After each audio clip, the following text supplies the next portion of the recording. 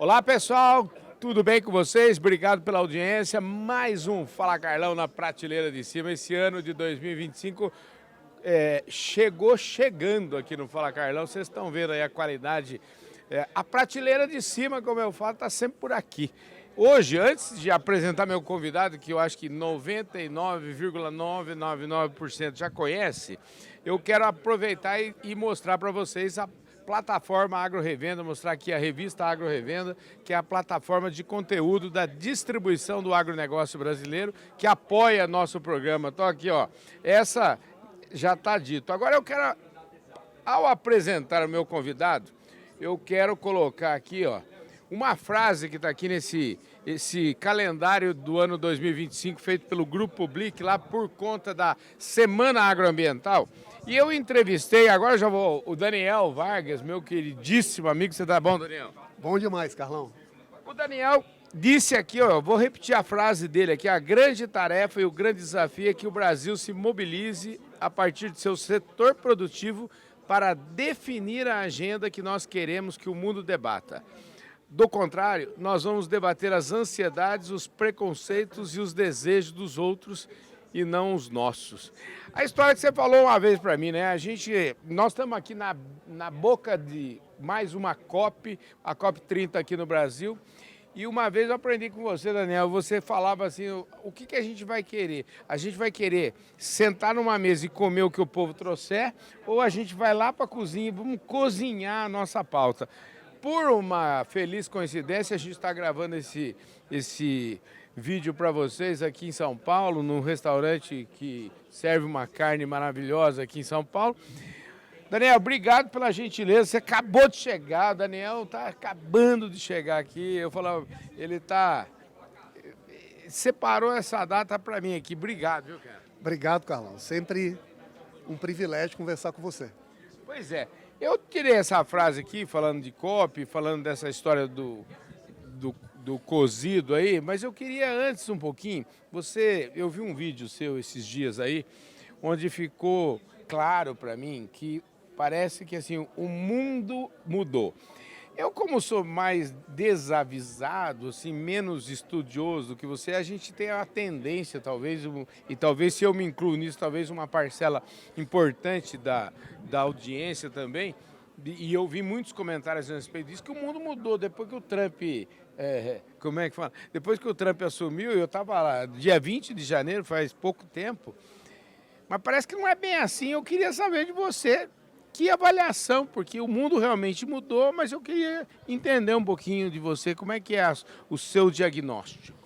Bom, Carlão, eu acho que está todo mundo tentando entender os sinais do vento. A cada dia que passa, novas informações aparecem, novas decisões são tomadas pelo presidente Trump, novas reações no mundo. Então, cada análise ela tem o seu momento.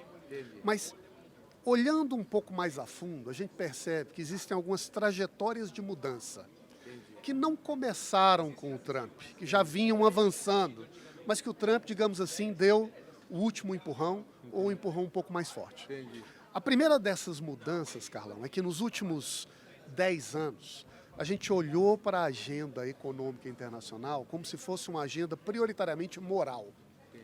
É a agenda do combate aos riscos, para evitar os medos que vêm de uma economia que é estruturada em cima de problemas ambientais que podem provocar uma crise existencial no planeta. Medos que vêm do uso de tecnologias que, se não foram bem cuidadas, podem destruir a humanidade. Medos que vêm da discriminação com determinados grupos que, se não forem protegidos, podem ser sacrificados. E tudo isso meio que pavimentou as bases do diálogo entre os povos e dos fóruns internacionais. Em que pese o valor e a importância dessas agendas, o mundo começou a perceber que a maneira como elas são mobilizadas, muitas vezes é uma outra forma de dizer que hoje quem trabalha e quem produz vai ter que pagar um imposto. Uma taxa que constrange a capacidade produtiva de países e de regiões do mundo. E quando o mundo acorda para o que isso significa, ele começa a se perguntar: será que eu consigo avançar, crescer, garantir a segurança da minha economia, da minha população, fazer com que o emprego e a qualidade das pessoas de vida aumente, se a minha agenda é uma agenda apenas de imposição de restrições, e o que a gente está percebendo agora na Europa é uma espécie de lipoaspiração de um conjunto de decisões que foram tomadas nos últimos anos que hoje são vistas como imposição de custo sobre a economia. O Trump, ao assumir, mais ou menos a mesma coisa. Cria lá uma estrutura de eficiência governamental, segundo ele, cujo objetivo é retirar esses impostos na forma de restrições burocráticas. E o mundo começa a reagir diante disso. E agora nós começamos a nos perguntar qual é a agenda produtiva que deve organizar as economias nacionais. Se essa agenda será uma agenda que olhará para as virtudes e capacidades de cada país para projetá-las no mundo, ou se nós vamos continuar a debater apenas ou exclusivamente uma agenda de restrições morais que apenas constrange sem projetar a nossa economia para o futuro. Para trocar em miúdos aqui o que você está falando, assim, a sensação que eu tenho, você me corrige se eu tiver entendido mal. A impressão que dá é que, de repente, as pessoas começaram a fazer as contas e falaram assim, gente do céu, mas isso aqui eu não vou ter como pagar. Então, assim, e aí juntando isso com uma coisa que você falou na COP comigo esse ano, quer dizer, quando o Brasil foi na COP e anunciou lá uma NDC, o povo estava todo orgulhoso porque anunciou uma NDC super, vamos dizer assim, super agressiva. Essa superagressão, na verdade, está agredindo a própria economia, porque é a economia que vai pagar isso. Eu estou entendendo certo isso? Quem vai pagar a conta dessa história? E você falava, quem que vai pagar a conta da NDC brasileira? Eu acho que são 3 perguntas que surgem, Carlão, a partir dessa mudança no horizonte do debate. A primeira delas, você já anunciou. Quem vai pagar essa conta? Uma coisa é apresentar promessas, exigências, abstrações. A outra coisa é entender como é que isso toca o chão da realidade econômica num país. A segunda pergunta, Carlão, é quem é que está criando esse custo? Porque, na verdade, isso não cai do céu. Existe um conjunto de pessoas que são representantes de determinadas organizações, que participam de determinados fóruns, que acreditam que a criação destas obrigações e, portanto, custos, é desejável. E a terceira pergunta é, nós queremos isso para nós? Agora, sobre a segunda pergunta sua, eu tenho a sensação de que parece que houve em um determinado momento, parece que houve uma espécie de unanimidade, assim, parece que o mundo, ou então as pessoas que pensavam diferente, falaram assim, se eu abrir a boca aqui, eu vou estar sendo crucificado. O resto da humanidade acordou? Eu acho, Carlão, sinceramente, que o que nós assistimos ao longo dos últimos anos foi uma espécie de captura de um debate muito importante para a humanidade e para o Brasil, em torno de uma narrativa muito particular. O problema climático e ambiental, pelo melhor conhecimento científico, é grave e gera perdas contínuas de produtividade e afeta, sobretudo, aqueles setores que são a indústria a céu aberto, como a realidade agrícola brasileira.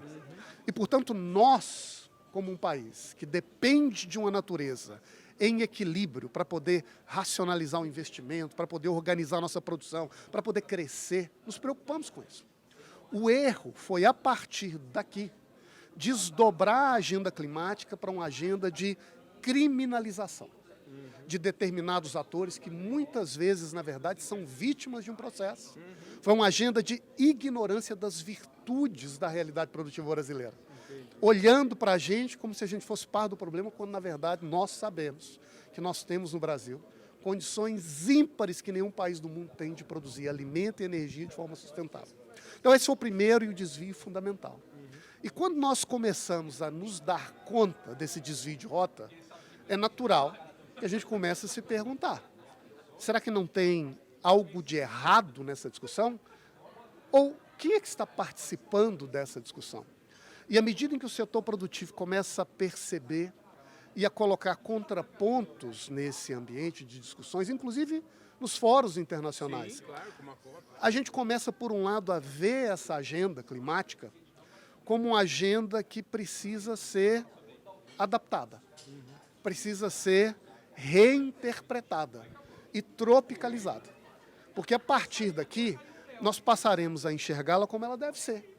Para nós, uma necessidade, mas uma oportunidade, mas que exige, naturalmente, uma maneira diferente de tratá-la, de apresentá-la e reconhecê-la. O que significa, em última análise, Cavalo, olhar para o clima como uma oportunidade econômica de geração de renda e riqueza para quem produz bem feito, que é o que nós sabemos fazer.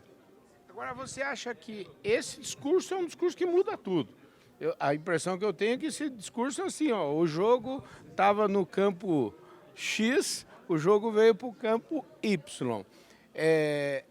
Carlão, nós retiramos o debate da página policial dos jornais e jogamos esse debate para a coluna de ativos das empresas. Essa é a mudança que a gente precisa fazer. Mas isso significa, primeiro, aprender a olhar para essa agenda, essa discussão, como uma agenda econômica. E segundo, aprender a tratá-la como uma virtude, como uma oportunidade, e não só como um custo imposto sobre quem faz bem feito. Agora é o seguinte, nós estamos...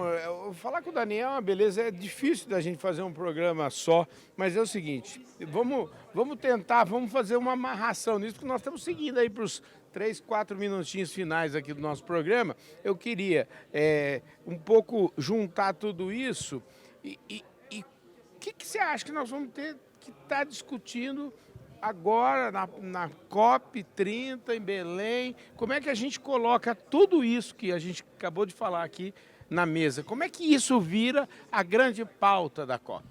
Bom, Carlão, eu acho que, naturalmente, uma COP, ela reúne interesses diversos, grupos de interesses variados, mas o país sede tem um espaço e um papel a cumprir. Sim. Ele oferece agenda, ele media as conversas. A primeira questão e a questão-chave é se o Brasil vai querer, aproveitando a sua introdução, cozinhar a agenda dessa COP com o caldo tropical, ou se nós vamos simplesmente ser um espaço, oferecer a mesa para os outros virem aqui debater o que eles bem entendem. Se nós formos assumir esse protagonismo, a primeira questão é: nós vamos colocar os desafios e as virtudes da produção de alimentos e de energia na nossa região do mundo como um modelo e como um espaço para ajudar a enfrentar problemas do planeta? Porque é uma maneira da gente entrar nessa discussão, não para negar, não para restringir a agenda do clima, mas para dizer: Sul global, África, América Latina, Sudeste Asiático, vocês merecem tratar a agenda climática com respeito. Mas, para isso, nós precisamos também criar os espaços para a sua participação ser reconhecida e valorizada. Porque hoje, como acontece, é simplesmente uma definição de uma nota promissória e quem é que vai levar a conta para casa. E essa nota promissória fica cada vez... Bom, até os europeus já não estão gostando mais dessa nota promissória, né? O europeu disse: devo, pago quando puder. E os Estados Unidos disse: não devo mais. É isso aí, gente. Ô, Daniel, se eu tivesse conversando com você lá no final da COP, eu acho que eu te fiz essa pergunta lá na COP29, mas agora eu vou fazer essa pergunta já pensando na nossa COP30. O que você, como brasileiro, como um pensador das nossas questões, o que você gostaria de estar falando, que decisão você gostaria de estar anunciando ou destacando lá no último dia da COP de Belém? O Brasil vai lançar o maior programa tropical de inovação científica para políticas de fomento a sementes, adaptação de solos no mundo tropical, para dobrar a produção e produtividade na próxima década. Esse foi o Daniel Vargas, né, o Daniel é meu guru, ele é o craque. Eu estou nesse negócio de COP e fui essa minha quarta COP por conta desse moço aqui, ele sabe disso. E, Daniel, obrigado por você ter topado essa prosa aqui, é sempre uma delícia e é sempre bom porque todo mundo vai ficar assim: nós queremos mais, Carlão. Tudo certo, obrigado, viu, querido? Eu que agradeço, Carlão. Talvez, então, não na próxima década, nos próximos 5 anos. Sim. Porque é isso que vai ajudar a combater a insegurança alimentar no mundo, a garantir a segurança energética no planeta e fazer do Brasil um país que colabora, que reúne, que une, garantindo com isso paz, estabilidade, renda e riqueza, para nós e para o planeta. Maravilha. Obrigado, Daniel. É isso aí, gente. Grande Fala Carlão com Daniel Vargas. Daniel, que é professor, especialista no tema, está me ajudando uma barbaridade, dando a sua participação aqui nesse meu programa Fala Carlão. Quando eu falo que é prateleira de cima, é por conta disso, gente. Prateleira de cima é o grande Daniel Vargas. Obrigado, Daniel. Obrigado, Carlão. Um abraço. Fui!